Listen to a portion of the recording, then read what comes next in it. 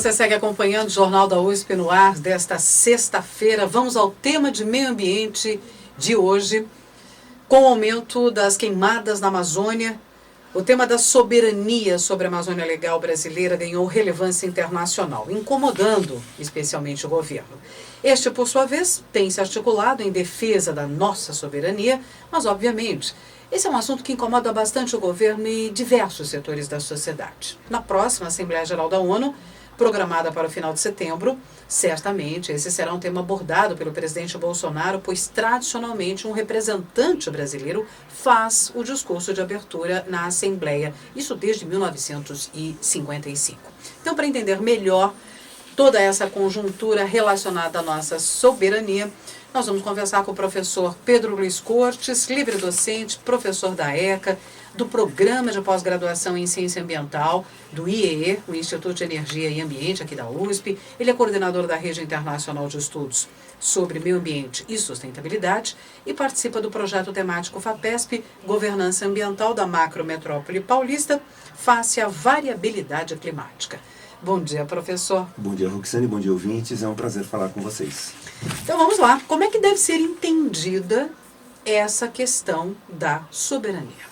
Então, de maneira geral, a soberania ela pode ser entendida como direito exclusivo de uma autoridade suprema sobre uma região e um grupo de pessoas que habitam essa área. Então, quando o governo ele teme que a nossa soberania não seja respeitada na Amazônia, ele considera que a possibilidade de que forças estrangeiras dominem a região em seu todo ou em partes, impondo sua autoridade sobre a região dominada, com suas próprias leis e com o aparato policial e militar para garantir a aplicação dessas leis e proteger os limites da área dominada. E com isso, caso isso acontecesse, obviamente implicaria também na possibilidade do uso dos recursos naturais existentes na região dominada. Então é importante notar que essa preocupação ocorre em relação às forças estrangeiras, mas talvez não seja exatamente esse o nosso caso. Então vejamos alguns exemplos aqui na América Latina. Na Colômbia, tanto as Farc quanto os narcotraficantes, eles se apoderaram de determinadas regiões dentro da Colômbia, e nessas regiões eles impunham a própria lei, as próprias regras, e contavam com um aparato militar para garantir a posse da região, garantir a soberania da região e o cumprimento das suas próprias leis. Nessas regiões, o Estado tinha uma dificuldade muito grande, ou às vezes até impossibilidade de entrar, seja o exército, seja a polícia. Então, eram na prática como estados autônomos dentro do território colombiano.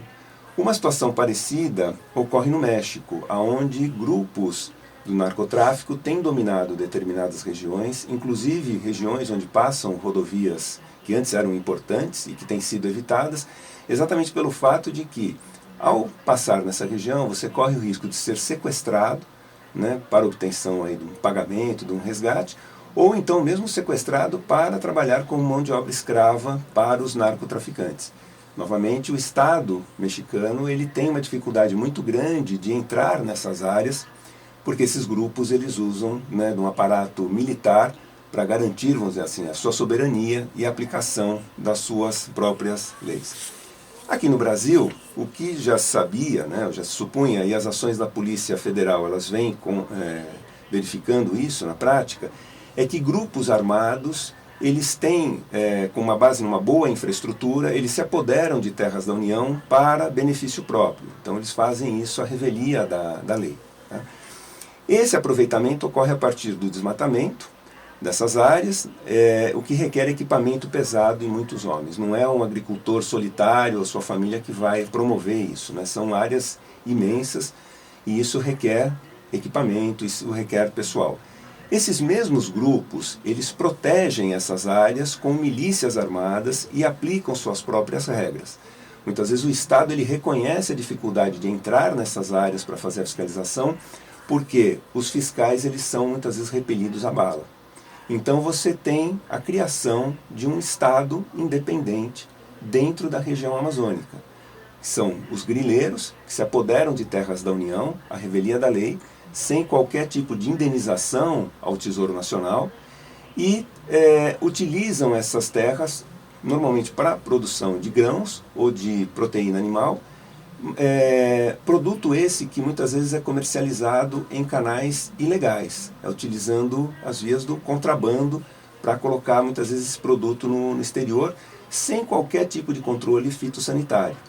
E quando o Estado ele tenta intervir, só mesmo utilizando, né, não é nem a força policial convencional, a polícia militar às vezes não consegue entrar, você precisa utilizar a Polícia Federal para isso, mas nada impede que esses grupos voltem a atuar, ou outros grupos se apoderem daquelas terras que foram desmatadas.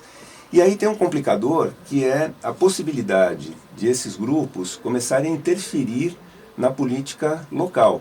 Seja, né, patrocinando uma candidatura à prefeitura do município próprio, Câmara dos Vereadores, e depois se aventurando, né, Assembleia Legislativa do Estado, ou mesmo Congresso Nacional, tentando colocar lá seus representantes para que possam influir nas leis, né, no trâmite de leis aí em benefício próprio. Organizados. E veja, muitas vezes nessas áreas você vê a utilização de mão de obra análoga à escravidão. Então a atuação desses grupos, ela na prática, ela nada difere dos narcotraficantes na Colômbia, no México ou mesmo das Farc.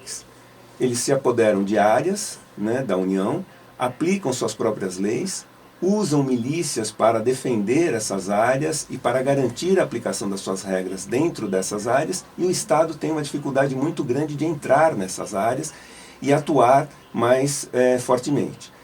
O que diferencia é o produto final. O narcotraficante ele produz algo que não é aceito pela legislação de diversos países. E esses produtores, eles se valem de uma espécie de aval, dizendo, não, nós estamos contribuindo para a produção de alimentos. Parece que o único ponto aí é diferenciar os dois, mas tudo que antecede essa cadeia é muito similar. O que me espanta é que os militares, eles não têm prestado atenção, a impressão que se tem é que eles não têm prestado atenção em relação a isso.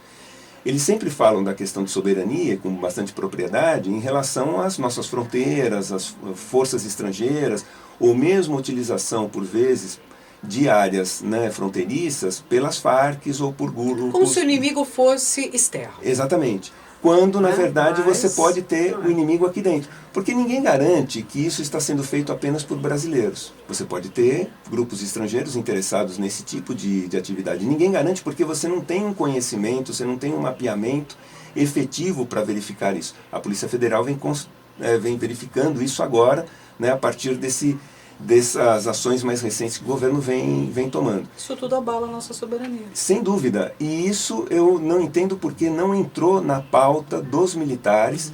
Obviamente o militar ele pode alegar que ele não tem o preparo para combater a queimada, mas ele tem o poder de denunciar. Falou assim, olha, tem uma irregularidade aqui, avisa a Polícia Federal, o IBAMA, ou vamos considerar isso... Dar segurança a outros órgãos que precisam ali agir, fiscalizar. Ou vamos considerar isso dentro de uma pauta de segurança nacional. Né? Então o que a gente vê na prática é uma inversão de valores. Quem defende o meio ambiente e é contra o desmatamento é tido como não patriota. Né? E essa inversão tem servido de aval para que esse tipo de atividade ocorra. Né? Então, algumas perguntas, né? Por que o governo defendia, até recentemente, esse tipo de atividade, né? O desmatamento em terras da União? A quem isso efetivamente interessa, tá? Tendo em vista toda essa cadeia de irregularidades, e por que os militares nunca consideraram, ao menos publicamente, isso como uma questão de segurança nacional? São questões que ficam em aberto. Muito bem. Certamente voltaremos a esse tema. Professor Pedro Luiz Cortes, professor do Programa de Pós-Graduação em Ciência Ambiental, do IEE, coordenador da Rede Internacional de Estudos sobre Meio Ambiente e Sustentabilidade e do canal no YouTube. Você pode nos ouvir na rádio, nos assistir no canal O Ambiente é Nosso Meio no YouTube. Ele conversa com a gente aqui sempre às sextas-feiras. Obrigada, professor. Eu que agradeço. Um bom dia a todos. Até a próxima.